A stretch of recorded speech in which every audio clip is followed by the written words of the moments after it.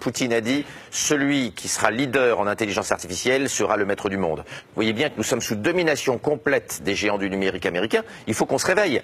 Notre stratégie a échoué. Y a-t-il un Google, Apple, Facebook, Amazon en Europe? Et en intelligence artificielle, nous sommes inexistants. Nous avons perdu la guerre. Enfin, en tout cas, une bataille. Si nous voulons gagner la guerre technologique du XXIe siècle, nous devons changer d'élite.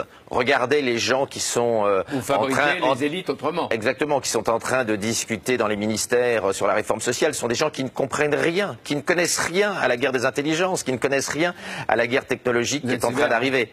Mais c'est une réalité. Ce sont des gens qui sont des apparatchiks, qui n'ont jamais bossé, excusez-moi de le dire, et qui n'ont jamais vu la technologie de près. Nos élites ne sont pas prêts à mener le combat.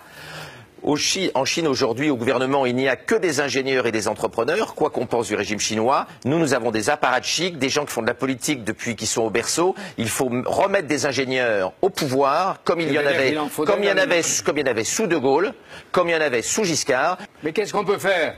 Bosser, arrêter de geindre, développer plein de start-up dans ces sujets-là, payer nos chercheurs correctement. Nous n'aurons pas de chercheurs si on continue à les payer comme ils sont payés au CNRS ou à l'INRIA. Les bons sont en train de partir les uns après les autres. Nous n'aurons pas des bons chercheurs.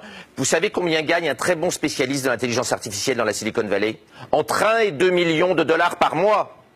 Je ne vous demande pas combien il gagne ici. Vous savez combien on gagne au CNRS, à l'INRIA? Ouais. Rien. Et en même temps, ils sont assez courageux. Oui, mais ils vont patriotes pour rester ici. Ils vont pas le rester longtemps. Vous verrez que la plupart des bons, hélas, vont partir. Si on veut des bons chercheurs, il faut les payer.